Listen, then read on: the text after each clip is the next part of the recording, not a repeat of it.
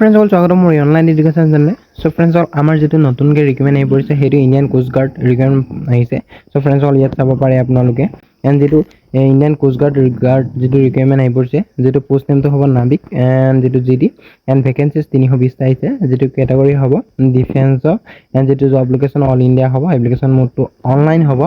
And যেটো এপ্লিকেশ্যনৰ last date ইয়াত লিখা আছে 3/7/2024 এণ্ড যেটো অফিচিয়েল ৱেবছাইট আপোনালোকক দি দিম তাত আপোনালোকে গৈ এপ্লাই কৰিব পাৰে। যেটো ইম্পৰ্টেণ্ট ডেট চাব পাৰে এপ্লিকেশ্যনৰ ষ্টাৰ্ট ডেটটো আছিলে 13/6/2024 যেটো এপ্লিকেশ্যনৰ লাষ্ট ডেট 3/7/2024 হ'ব এণ্ড যেটো এপ্লিকেশ্যনৰ ফিজ ইয়াত লেখা আছে আপোনালোকে চাব পাৰে যেটো আদাৰ কেণ্ডিডেট যেটো OBC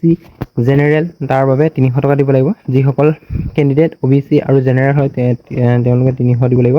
এণ্ড যেটো যিসকল ব্যক্তি SC আৰু ST কেণ্ডিডেট হয় তেওঁলোকে 1 টকাও দিব নালাগে যেটো এপ্লিকেশ্যনৰ ফিজটো এণ্ড যেটো ভেকেঞ্চিজ আহি পৰিছে ইয়াত চাব পাৰে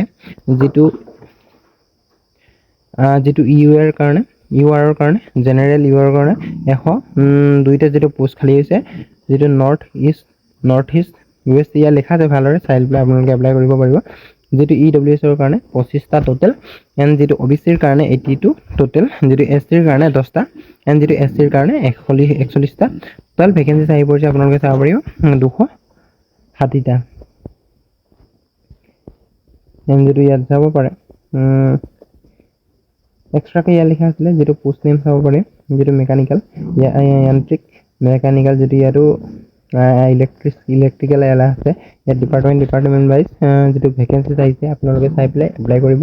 এণ্ড যেটো এলিজিবিলিটি লাগিব আপোনালোকে চাব পাৰিব ইয়াত যেটো এজ কোৱালিফিকেশ্যন এজ লিমিট কিমান লাগিব ইয়াত চাব পাৰে ইণ্ডিয়ান কোষ্ট গাৰ্ড যেটো এডুকেশ্যন কোৱালিফিকেশ্যন ইয়াত আছে নাবিকৰ কাৰণে যেটো জেনেৰেল ডিউটি চাব পাৰে 12 পাছ মেথছ ফিজিক্সত আপোনালোকে কৰিব লাগিব আপোনালোকে সায়েন্স ল'ব লাগিব যেটো যান্ত্ৰিক ইয়াত লেখা আছে যান্ত্ৰিকৰ কাৰণে ক্লাছ 10 পাছ হ'লেও ডিপ্লোমা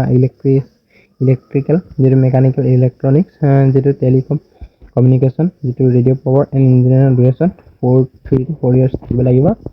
এণ্ড যেটো ডিপ্লোমা কোৰ্সটো এণ্ড যেটো class 10 and 12 pass diploma in electric ইয়াত লেখা আছে চাব পাৰিব এণ্ড যেটো ইণ্ডিয়ান কোষ্ট গাৰ্ডৰ যেটো এজ লিমিট চাব পাৰে মিনিমাম এজ আপোনালোকে 18 years থাকিব লাগিব যেটো ম্যাক্সিমাম ইয়াৰ্স 22 years দিব লাগিব candidate should not born 1 March 2003 ইয়াত ভিতৰত হ'ব লাগিব চাব পাৰে এণ্ড যেটো সিলেকশন প্ৰসেস হ'ব ইয়াত চাব পাৰে কম্পিউটাৰ বেসড এক্সামিনেশন হ'ব প্ৰথম যে ষ্টেজটো এণ্ড ষ্টেজ 2 টো হ'ব যেটো হ'ব পাৰে ইয়াত লেখা আছে